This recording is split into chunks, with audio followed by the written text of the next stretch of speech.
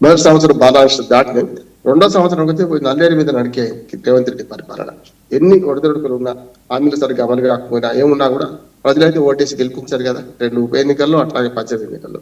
ఇక వచ్చేది ఏంటంటే మనకు ఈ ప్రతిపక్షాలు కూడా ఇంటిలోని పోలి ఇంతింత కాదయ్య అన్నట్టు మనకు బీఆర్ఎస్ పార్టీకి సొంత కూతురే బయట పోయి గుండెల మీద అంతుంటే అవినీతి ఆరోపణలు చేసుకుంటూ ప్రతిపక్షాల కంటే మనకు ముఖ్యంగా అధికార పక్షం ఎంత దాడి చేస్తుందో అంతకంటే ఎక్కువ తన సొంత కన్నబిడ్డని మొత్తం రాష్ట్రం అంతా తిరుగుతూ మంత్రులను అందరిని అవమానిస్తున్నది. ఇక తండ్రి ధృతరాష్ట్రుడు కాదు కదా, ఆయన తెలవకుంటే ఏం జరగదు కదా. మరి ఆయన మీద ఒక్కరి మీద అనకుండా మా తండ్రి దేవుడు, మా నాన్నగారు దేవుడు, కానీ మిగతా దయ్యాలు ఉన్నాయంటే దయ్యాలు దేవుని పక్కన దయ్యాలు ఉండదు కదా. అట్లాగే వీళ్ళందరూ అవినీతి పనులు అంటే అవినీతి పనులను సహించేది ఎవరు? మా నాన్నగారే కదా, వస్తుంది కదా అదే. కనుక ఇవాళ కేసీఆర్ గారికి తన కూతురే గుండెల మీద కుప్పటై కూర్చున్నది కనుక ఒక రకంగా చెప్పి బయటకు రావడానికి సిగ్గుపడుతున్నాడు ఆయన. అయినా సరే ఇవాళ ప్రజల కోసం రావాలని 2 ఏళ్ల తర్వాత, మొదటి ఏడాదిలో అప్పుడు ఇప్పుడు 3 సార్లు కనపడ్డాడు, కానీ ఈ 2వ ఏడాదిలో ఒక్కసారి కూడా బయటకు రాలేదు. కానీ మొన్న ఏది మన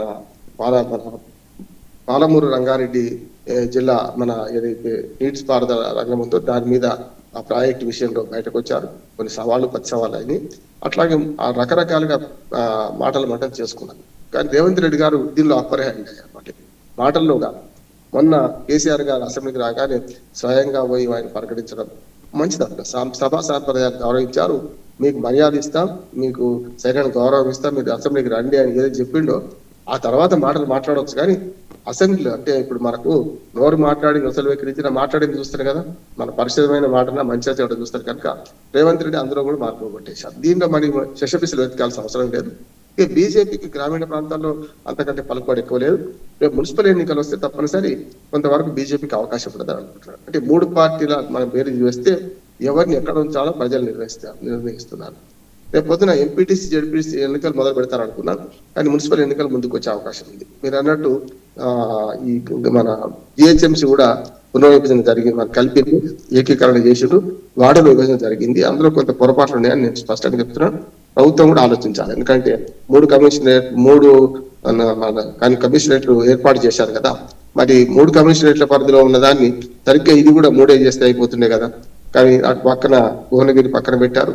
ఇట్లా మొత్తం మీద మన ఏదైతే మన బృహత్ హైదరాబాద్ ను విభజించి 4 చేయాల్సింది 3 చేశారు. పోలీస్ కమిషనరేట్ ఎట్లా చేశారు అట్లా చేసినా బాగానే ఉంది, అది కూడా కాకుండా పోయింది చూసాం మనం. అట్లాగే మనకు ఎన్నికలు రేపు వచ్చే క్రమంలో మున్సిపల్ ఎన్నికలు వస్తే 123 మున్సిపాలిటీలు 4-5 కోర్టు స్టేల వల్ల గతంలో లేటుగా అయింది. ఇప్పుడు 117 మున్సిపాలిటీ ఎన్నికలు జరగబోతున్నాయి. అతి త్వరలో నోటిఫికేషన్ వస్తా అంటున్నారు. ఇప్పుడు అసలైన పరీక్ష అన్ని పార్టీలకు అంటున్నాడు.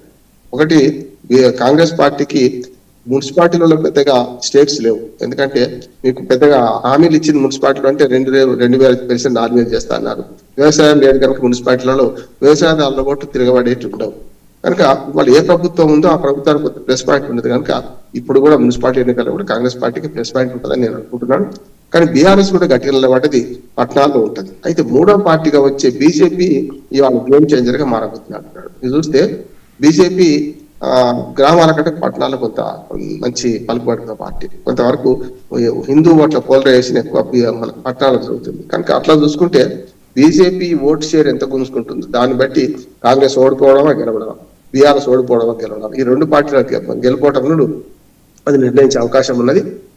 దాని తర్వాత ఏంటంటే ఎంపీటీసీ జెడ్పీటీసీ ఎన్నికలకు వచ్చే కళ్ళకు మళ్ళీ కొంత బీఆర్ఎస్ ఆధిపత్యం అనుకుంటున్నాను. ఎందుకంటే మీకు మండలాలు ఎంపీటీసీ జెడ్పీటీసీ వస్తే కొంచెం ఆ గ్రామ పంచాయతీలో ఎలక్షన్లలో ఏదొచ్చిందో దానికి అటు ఇటుగా ఫలితం వచ్చినా కూడా ప్రతిపక్షంగా మరింత నిలదొక్కుంటుందని నేను అనుకుంటున్నాను. మొత్తం మీద అన్ని పార్టీలు డబ్బులు వంచకుండా సారా పంచుకుంటే ఏ పార్టీ గెలుస్తుంది, కొంచెం బీజేపీ తక్కువ కావచ్చు. ఈ 2 పార్టీలను చూసుకుంటే అధికార ప్రతిపక్ష పార్టీలు 10 ఏళ్ళు వాళ్ళ అధికారంలో ఉన్నారు, 5 ఏళ్ళు వీళ్ళు ఉన్నారు, 2 ఏళ్ళ నుంచి వీళ్ళు ఉన్నారు. కొంత డబ్బు ఇద్దరికి ఉంటది. బీజేపీ సిద్ధాంత పరంగా పోతుంది చూస్తున్నాం. అయినా సరే వాళ్ళు కూడా ఎంట్రీ ఫీజు శ్రీనివాస్ గారు మీకు తెలియదు కాదు, ఎన్నికల్లో డబ్బు లేకుండా సారా లేకుండా గెలిచే పరిస్థితి ఎవరికి లేదు. దాంతో పాటు రేపటి ఎన్నికల్లో పక్కన పెడితే పోనీ రేపు 6 నెలలు అన్ని ఎన్నికలు జరపాలని కోరుకుంటాం. నా ఉద్దేశం ఏంటంటే మళ్ళీ 2.5 సంవత్సరాల దాకా ఏ ఎన్నిక లేకుండా చేస్తే కొంతవరకు మళ్ళీ భవిష్యత్తు పట్ల ప్రభుత్వాలు గట్టిగా పనిచేయడానికి వీలుంటది, అభివృద్ధి చేయడానికి వీలుంటది కదా. అందుకని నా సలహా ఏంటంటే జిహెచ్ఎంసీతో సహా అన్ని మున్సిపాలిటీలకు కొంచెం వెనక ముందైనా సరే అన్ని ఎంపీటీసీ జెడ్పీటీసీ ఎన్నికలు పూర్తి చేసుకొని ఎన్నికల తతంగం పూర్తి చేసుకుంటే సరిగ్గా 2029లో ఎలక్షన్స్ 2028-25 డిసెంబర్ అంటే చివరిలో వచ్చినా కూడా మనకు శాసనసభ మొదటి సమావేశం నుంచి లెక్కబద్ది కనుక ఇంకా 3 ఏళ్ళ టైం ఉంది ఇప్పటి నుంచి అయితే. ఆ 3 ఏళ్లలో ఇంకొక 6 నెలల ఎలక్షన్ జరుపుకుంటే ఆ 2.5 ఏళ్ళు పూర్తిగా అభివృద్ధి మీద కేంద్రీకరించినట్టు అవుతుంది. ఇంకొక 2-3 సవాళ్లు ఉన్నాయి మనకు తెలంగాణలో. మొదలు 2027లో 26 చివరిలో మనకు ఈ మనకు ఓటర్ల మన రివిజన్ ఒకటి వచ్చేది. దాంతోపాటు జనాభా లెక్కలు ఇప్పుడు 2026 కీలకం. జనాభా లెక్కల సేకరణ జరుగుతుంది. ముఖ్యంగా కులాల గణన కూడా జరుగుతుంది కనుక 27లో 26 మొత్తం అంతా ఇవే లెక్కలు ఉంటాయి. మన ఈ కుల గణన లేకపోతే జనగణన ఉంటది కనుక ఆ తర్వాత 27లో మంచి ఫలితాలు వచ్చే అవకాశం ఉంటుంది అంటున్నాను నేను. ప్రజల్లో నా ఉద్దేశం ఏంటంటే ఈ ఎలక్షన్లు అయిపోయిన తర్వాత